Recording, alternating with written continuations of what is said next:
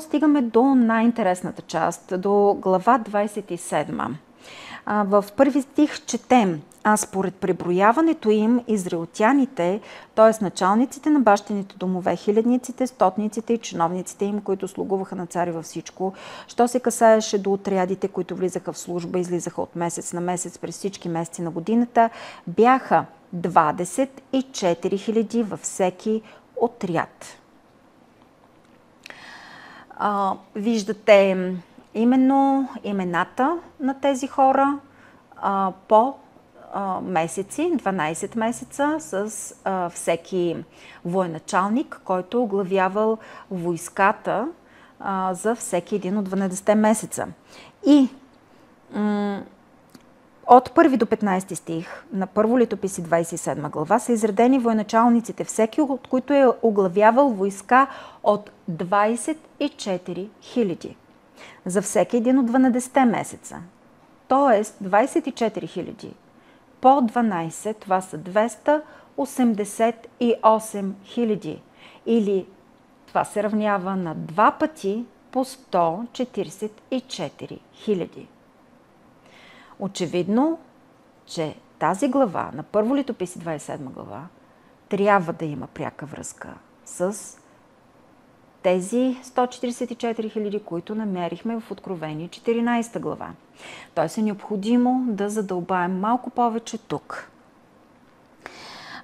Това, което се споменава в 27 глава, за разлика от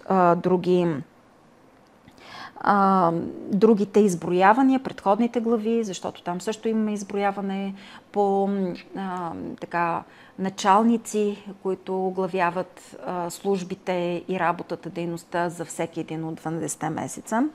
Тук това, което прави специфично впечатление, е, че освен името имаме и изброени местата, родните места, от които са произхождали началниците, отговарящи за тези войски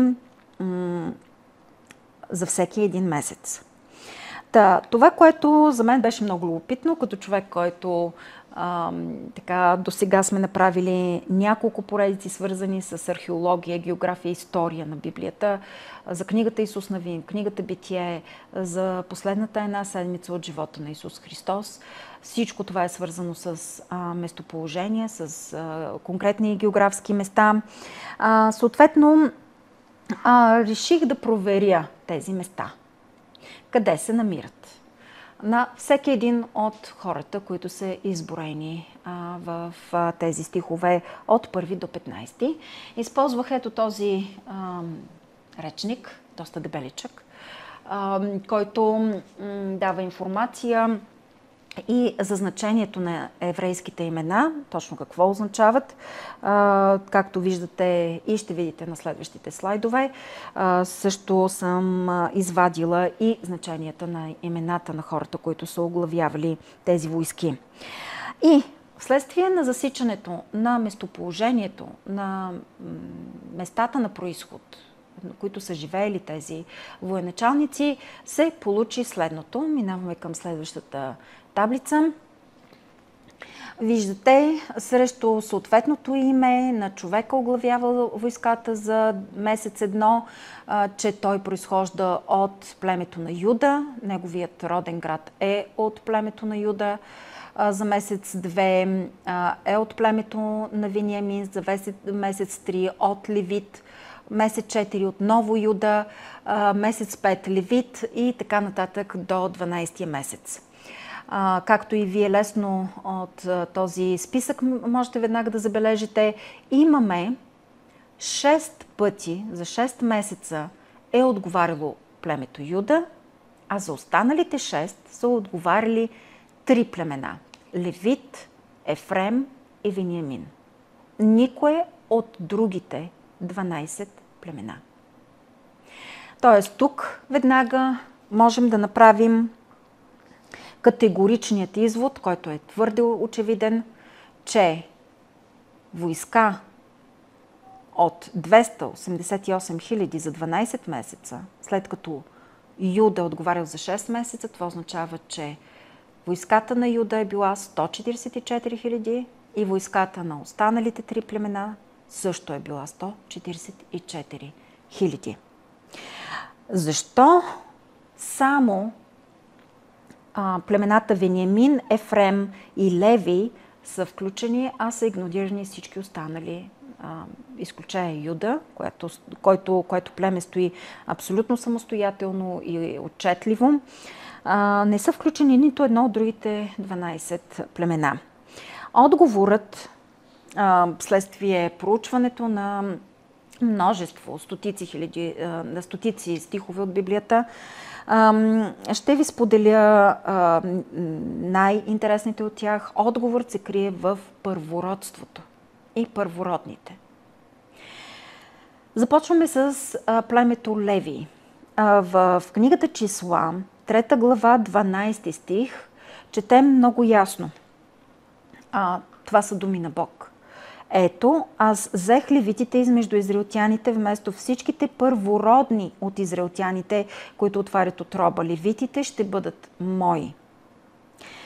Числа 3 глава 41 стих. И да вземеш левитите за мене, аз съм Господ. Вместо всичките първородни между израелтяните и добитъка на левитите, вместо всички първородни между добитъка на израелтяните. Това е пряко свързано с спасението, което Бог извършва над израелтяните при 10-та, последната язва в Египет, при която умират абсолютно всички първородни на тези, които не са засвидетелствали вярата си в Бога. Чрез заколването на агне, чрез пасхата и намазването на праговете на вратите с кръвта на това жертвено агне. Всички останали семейства загубват първородните си деца и първородните от добитъка си. Така че левитите, които по-късно при прехода от Египет към обетованата земя се доказват като изключително лоялно на Бога племе, Бог ги взима, за да му служат. Защо Юда е отделен като племе? В Битие 49 глава от 8 до 10 стих четем следното. Юдо, тебе ще похвалят братята ти, ръката ти ще бъде за врата на неприятелите ти, синовете на баща ти ще ти се кланят. Млад лъв е Юда, от плячка си не мой си се въздигнал. Легнал и разпрострял се е като лъв и като лъвица, кой ще го възбуди? Не ще липсва скиптър от Юда, нито управителев жезъл от сред нозете му, докле дойде Сило и нему ще се покоряват племената. Юда е племе, което е отделено, защото именно от Юда ще произлезе Месия. И това го виждаме много ясно още в първата глава на Новия Завет, първа глава на Евангелието на Матей, която виждаме родословието на Исус Христос. И е очевидно, че той произлиза от Юдовото племе. Библията винаги визира племето Юда и Вениамин като едно цяло. Примерно в книгата 3 царе, 12 глава, 21 стих, четем: тогава Ровоам, като дойде в Иерусалим, събра целия Юдов дом и Вениаминовото племе 118 000 отборни войници, за да се бият против Израилевия дом, та дано възвърнат царството пак на Ровоама, Соломоновия син. Реално единствено племето Вениамин, заедно с племето на Юда, остават под владичеството на истинският поколението на Давид, на цар Давид, което ще доведе до Месия. Накрая на тази тема ще видим една таблица, в която се вижда, че след разделянето на Израил на Северно и Южно царство, Южното царство е Юда и Вениамин, Северното царство са всички останали 10 племена, нереално няма нито един цар от Израилевото царство, от Северното, който да е бил верен на Бог. Ако е имало верни царе, това са били от Юда и Вениамин. Въпросът с първородството в Библията се тълкува не толкова от позицията на това кой първи се е родил от мъжки пол в семейството, колкото кой е бил от тези синове верен на Бога. И затова четем в първа книга на Летописите, 5 глава, 1 стих. Става въпрос за синовете на Яков, когато Бог нарича после Израил и оттам вече е името на целият народ Израил. И синовете на първородния на Израиля, Ровим, защото той бе първородният, но понеже оскверни леглото на баща си, неговото първородство се даде на синовете на Израилевия син Йосифа. А родословието не се смята според първородството, защото Юда превъзмогна над братята си и от него се определи да произлезе вождът, първородството обаче беше на Йосифа. Този стих много ясно показва защо Юда е отделено племе и защо останалите три племена Вениамин, Ефрем, това са потомците на Йосиф, Ефрем и Леви, са също отделени и само те са били включени в структурирането на еврейската държава. В книгата Битие, 48 глава, 21-22 стих, както и 49 глава, 3 и 4 стих, четем за Ровим. Доста е тъжна историята с Ровим. Той прави много грозна грешка, която очевидно, че се отразява на цялото му поколение след него и в един момент наистина това племе изчезва напълно. Това, което прави Ровим е, че той си позволява след смъртта на Рахил, която е майката на Йосиф и на Вениамин, той си позволява да спи с слугинята на Рахил, която също е била наложница на баща му, което тези традиции, те не са описани в Библията и не се поддържат от Бог, но ги виждаме, че патриарсите са ги използвали по някакъв начин. Считало се, че един мъж, когато спи с слугинята на съпругата си, това не е грях. Съответно, Яков има двама сина от слугинята на Рахил и други двама сина от слугинята на първата си жена Лия. След смъртта на Рахил, Ровим спи с слугинята на Рахил. Именно заради това, че той не успява да обуздае сексуалния си нагон, това се отразява на цялото му поколение. В книгата Битие 48 и 49 глава намираме 49 глава 3 и 4 стих, следните стихове. Ровиме, ти си първородният мой, това са думите на Яков, мощта моя и първият плод на силата ми, превъзходен по достоинство и превъзходен по сила. Изврял си като вода, не ще имаш превъзходството, защото си се качил на леглото на баща си и тогава си го осквернил, на леглото ми си се качил. Изврял си като вода. Наистина малко, с времето остават малко хора, които са от това племе и то изчезва в един момент напълно. За Ефрем доказателство, библейско доказателство, че Ефрем е първородният на Яков, четем в книгата на Еремия 31 глава 2 стих. С плач ще дойдат и като се молят ще ги доведа до водни реки през прав път, в който няма да се спънат, защото съм отец на Израиля и Ефрем е първородният мой. Това са думи на Бог. Четем за случая и в книгата на Битие, първата книга на Библията, 48 глава от 17 стих надолу. Но като видя Йосиф, че баща му възложи дясната си ръка на Ефремовата глава, това е при последното благословение, което Яков дава на всичките си синове точно, непосредствено преди да почине. Но като видя Йосиф, че баща му възложи дясната си ръка на Ефремовата глава, не одобри и вдигна ръката на баща си, за да я премести от Ефремовата глава на Манасиевата глава, тъй като Ефрем е бил по-малкия син, по-големия е бил Манасия. И Йосиф рече на баща си: не така, тате, защото ето първородният възложи дясната си ръка на неговата глава. Но баща му отказа, като рече: знае, синко, зная. И той ще стане племе, и той ще бъде велик, но по-младият му брат ще бъде по-голям от него и потомството му ще стане множество народи. И тъй в същия ден ги благослови, казвайки: с твоето име Израил ще благославя, като казва: Бог да те направи като Ефрема и като Манасия, като постави Ефрема пред Манасия. И сега двамата ти сина, които ти се родиха в египетската земя, преди да дойда аз при тебе в Египет, са мои. Ефрем и Манасия ще бъдат мои също, както Ровим и Симеон. А чадата, които родиш подир тях, ще бъдат твои, а колкото за наследството ти, ще се наричат с името на тия твои братя. Очевидно е, стиховете са много повече от тези, които ви изреждам. Ако имате електронна Библия, можете да направите търсенето сами.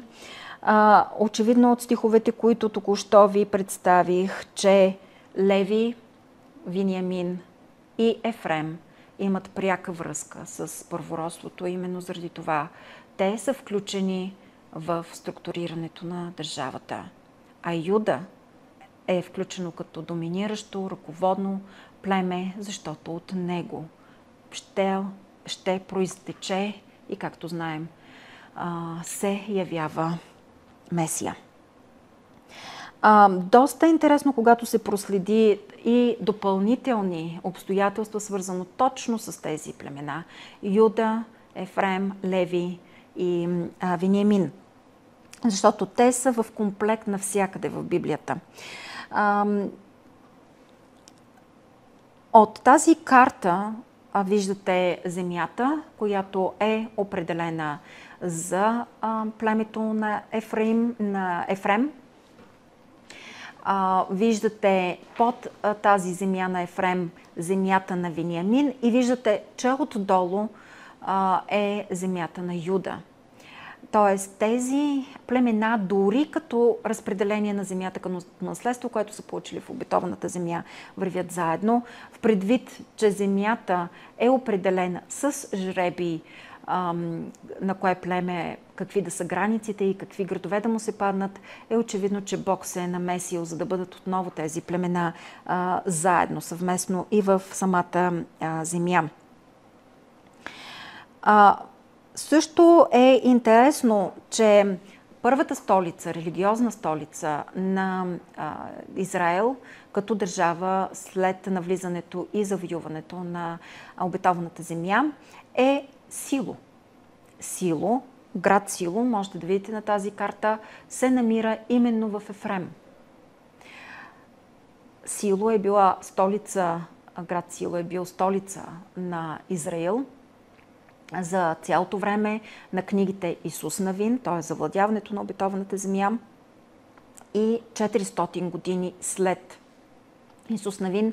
Това е периодът на съдиите, книгата Съдии, която намирате в Библията. Едва в края на книгата Съдии преминаваме към книгата Първо царе, когато се появява в историята Самуил, пророк Самуил. Самуил вече е в Рама.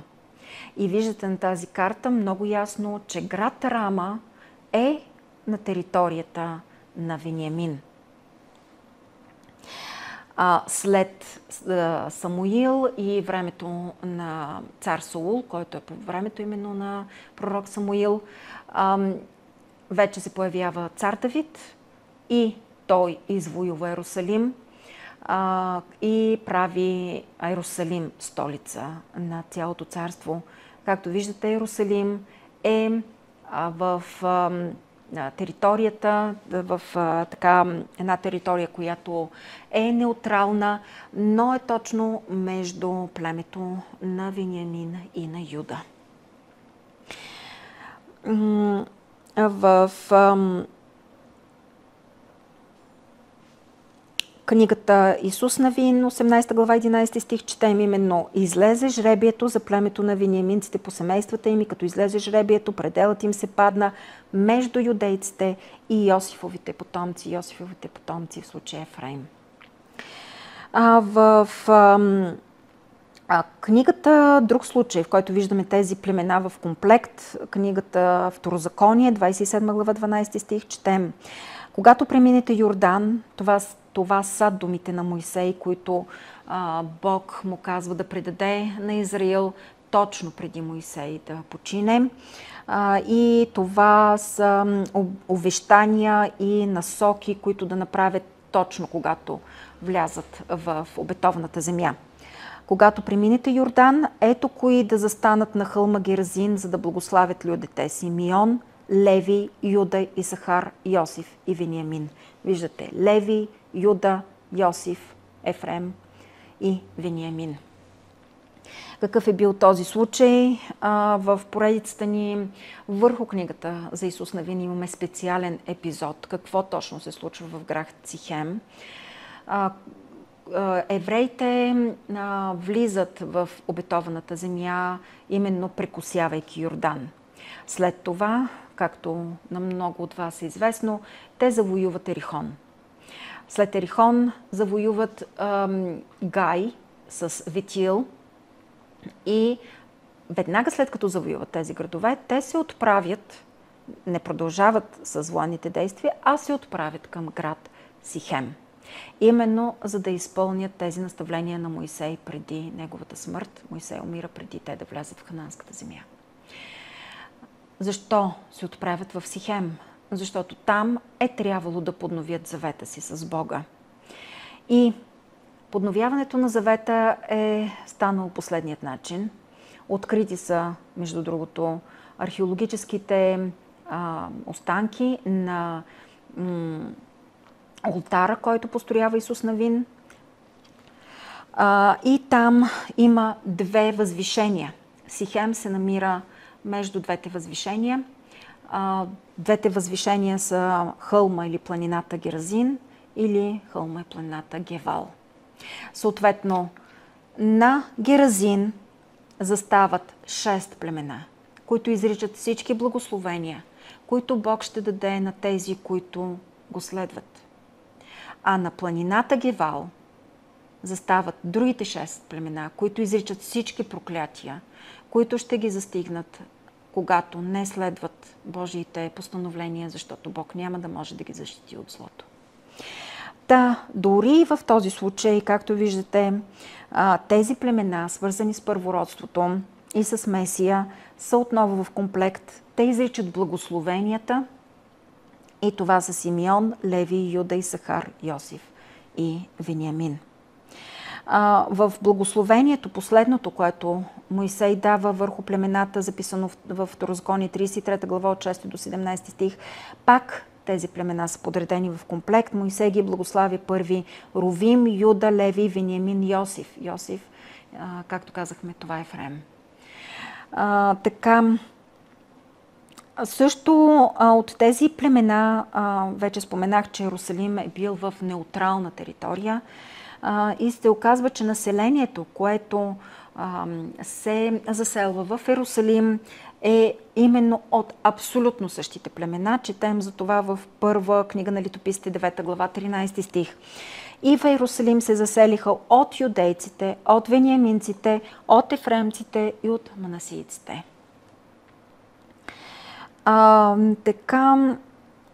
Има още един стих във втора книга на Летописите, 34 глава, 9 стих, потвърждаваш абсолютно същото. И те отидоха при първосвещеника Хелкия, те предадоха парите внесени в Божия дом, които вратарите левити бяха събрали от Манасия и Ефрема и от всички останали от Израил, от целия Юда и Вениамин и от жителите на Иерусалим. На тези карти, следващите, можете да си нагледите именно за земята на Вениамин на тази карта и земята, която Юда получава в наследство, една доста огромна територия. Преминаваме към значението на тези имена. Видяхме на тази таблица, виждате имената на началниците, оглавяващи всеки армия от 24 000 за всеки един от 12 месеца. Виждате ги подредени по месеци. Видяхме също по местоживеенето, което е показано в самата Библия. Всеки един от тези военачалници, от кое племе проистича и защо само тези племена. Обяснихме детайлно. И нека да видим сега преводът на имената на тези хора.